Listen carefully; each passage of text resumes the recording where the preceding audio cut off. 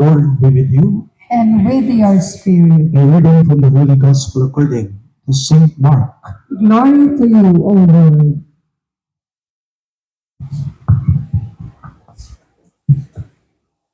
The Pharisees approached Jesus and asked, "Is it lawful for a husband to divorce his wife?" They were testing him. Jesus said to them in reply, "What did Moses command you?" They replied, "Moses permitted a husband to write a bill of divorce and dismiss her." But Jesus told them, "Because of the hardness of your hearts, he wrote you this commandment. But from the beginning of creation, God made them male and female. For this reason, a man shall leave his father and mother and be joined to his wife, and the two shall become one flesh. So they are no longer two, but one flesh. Therefore, what God has joined together, no human being must separate." In the house, the disciples again questioned Jesus about this. He said to them, "Whoever divorces his wife and marries another commits adultery against her. And if she divorces her husband and marries another, she commits adultery." And people were bringing children to him that he might touch them. But the disciples rebuked them. When Jesus saw this, he became indignant and said to them, "Let the children come to me. Do not prevent them, for the kingdom of God belongs to such as this. Amen, I say to you, whoever does not accept the kingdom of God like a child will not enter it." Then he embraced them and blessed them, placing his hands on them. My dear friends, the good news of our salvation. Praise to you, Lord Jesus Christ.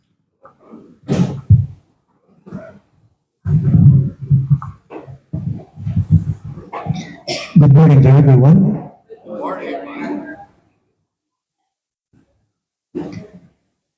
Mayroon daw pong isang mister na umuwi sa bahay nila. Pagpasok daw po niya sa kanila, hinahanap niya ang misis niya.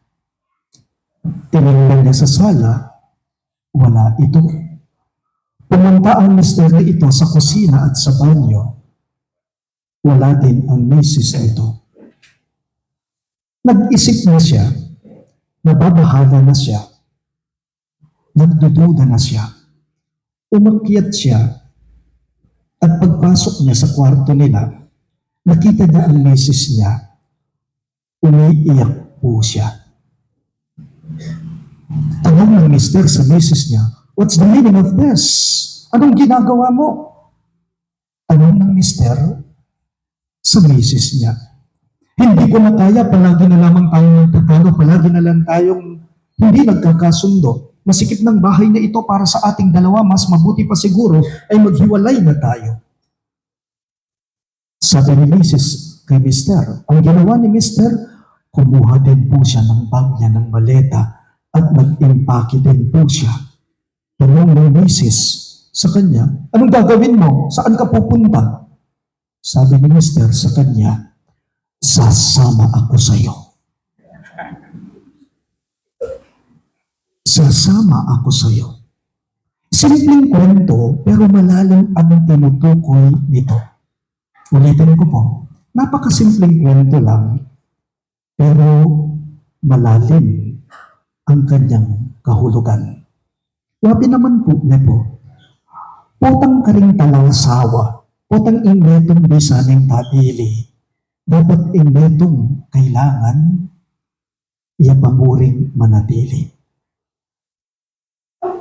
Kapag ang isa gusto ng bumitaw, kailangan ang isa dapat umaayaw. Patanging metong bisaning bigay, dapat yung metong bitmo pa rin pong kapagpasensya. Kapanatayan. matibabatan. Ang ebanghelyo po natin ngayong linggong ito, sa mga readings natin from first reading hanggang sa Ebanghelyo Gospel, ito po ay tungkol sa mag-asawa, sa couple. Karing adwang tao, ne po. At ipinapakita din po, ipinapuhulambing ng ating ebanghelyo ngayong linggong ito kung paano ipinapadama at ipinapakita ng Diyos ang kasagraduhan, ang kabanalan at kahalagahan ng sakramento ng kasal, ng matrimonyo. Jesus said in the Gospel, "What God has joined together, no human being must separate." Ang pinagsama daw ng Diyos, kailanman ay hindi dapat paghiwalayin ng tao. So, buri na pong sagyan, ikayong piyabe na ni nga pong halimbawa, kayong may asawa, kayong pinagsama ng Diyos, hindi lamang kayong dalawa. Pinagsama kayo ng Diyos, so kasama siya. Aliwa mo ikayong nadwa. Kaya beya, atlo kayo. Kaya beya nga pong gano'n. Upang sa ganoon lamang po ay maging malinaw itong tinutukoy ko sa inyo ngayong linggo, parang kapeng 3-in-1 lamang po yan eh. Ulitin ko, parang kapeng 3-in-1 lamang po yan.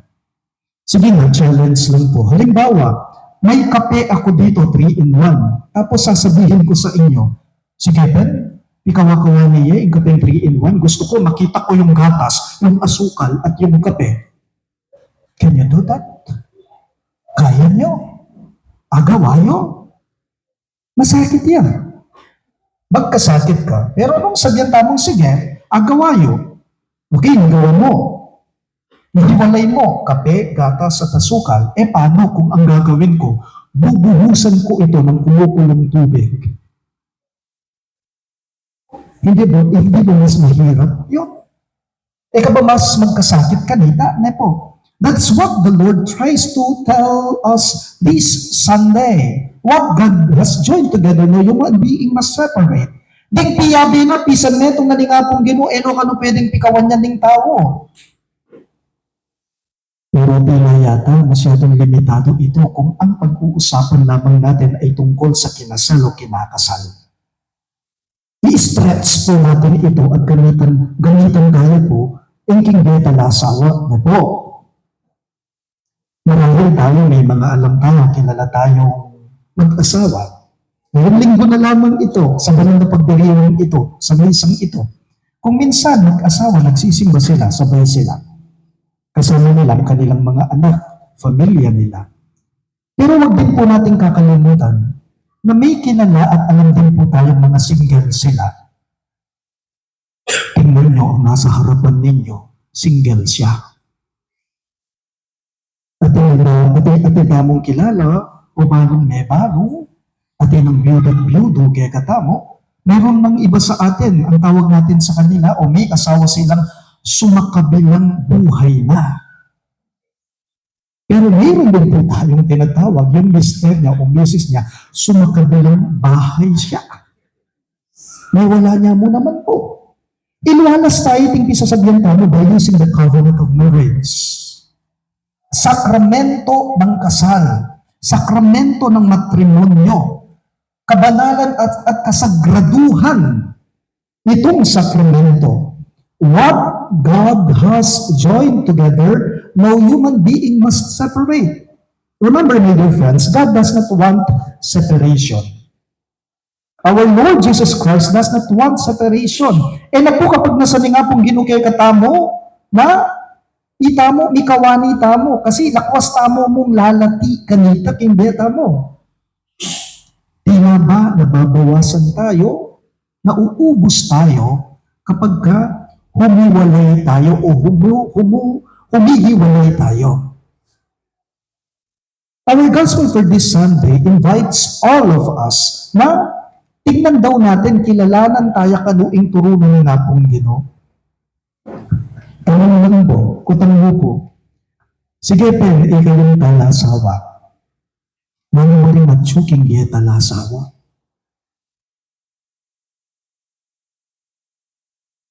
Kutang dating ing lalaki, dating babae, may buklod na laging sakramento ng kasal.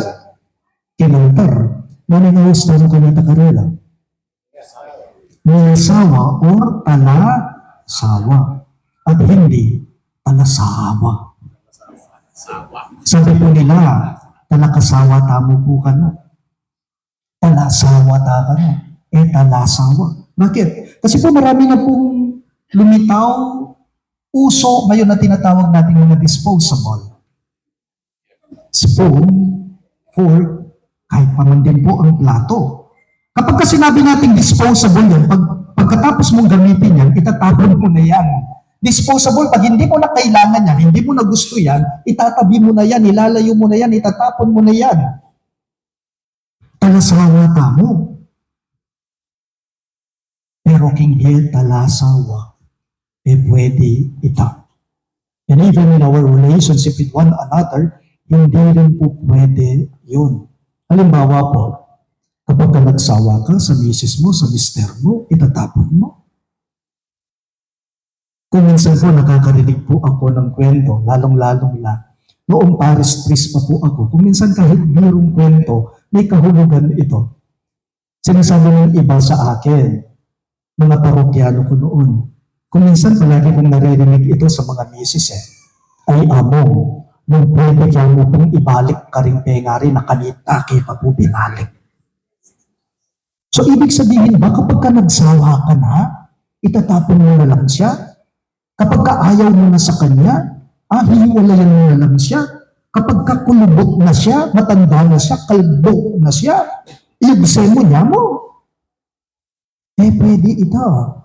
And disposable yan. Why? Because there is a parameter of love. Remember in the Gospel of John, mayroon pong sinabi si Jesus sa mga disipulo niya, di ba? Sa Ebanghelyo, Mission 1. Love one another as I have loved you. Jesus said that to his apostles, to his disciples. Love one another. Madali lang po yan Love one another. Malagwayang gawan yan. Luguran da ka hanggang agyuko. Luguran da ka hanggang bisa ko. Luguran da ka hanggang kaluguran mo ko. Pero hanggang doon lang yun. Hindi po sapat yun. Kaya nga may sinabi pa si Jesus, yes, love one another as I have loved you. Nikakalugod kayo. Antimo nung nakanano na kayong liguran. Nga naning gino. Tanong lang po, paano ba tayo minahal ng Diyos? Paano ba ipinakita ni Jesus ang pagmamahal niya sa tao?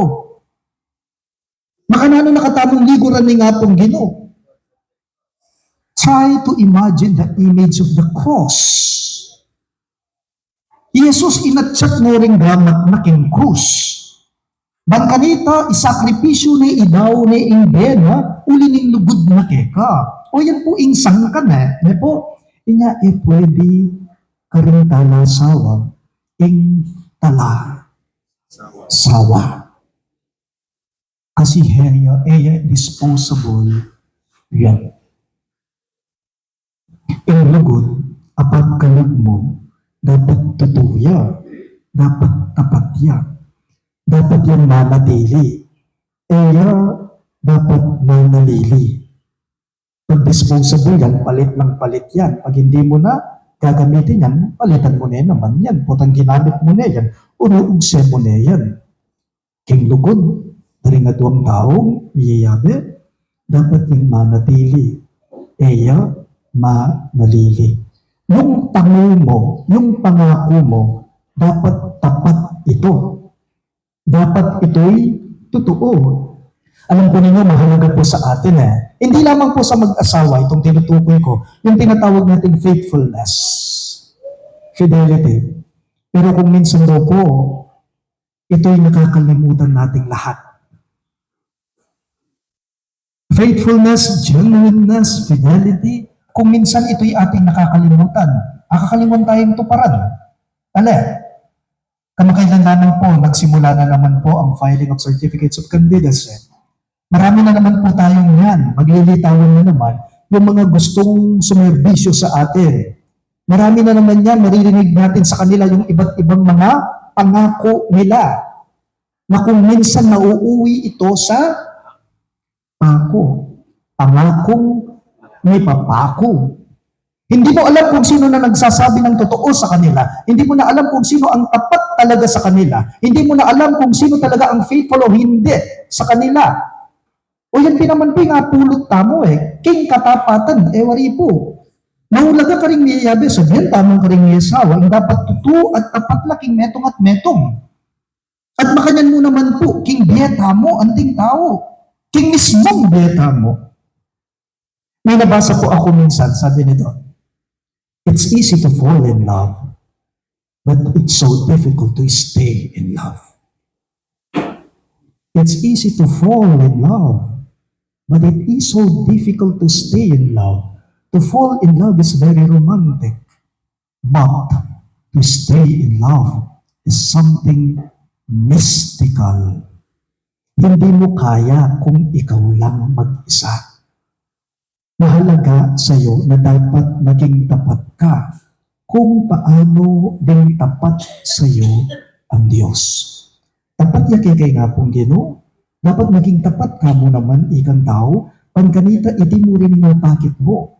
Karing aliwang tao sa buhay mag-asawa, sa mga katrabaho mo, sa pakikisalamuha mo, sa pakikipagkapwa-tao mo, sa pakikipagkaibigan o ugnayan mo. Mahulaga din naman po, yung pamaging tapat. Potang tapat ka, akwa mo kanitang manatili at manalili. Amen? Amen. Please all rise.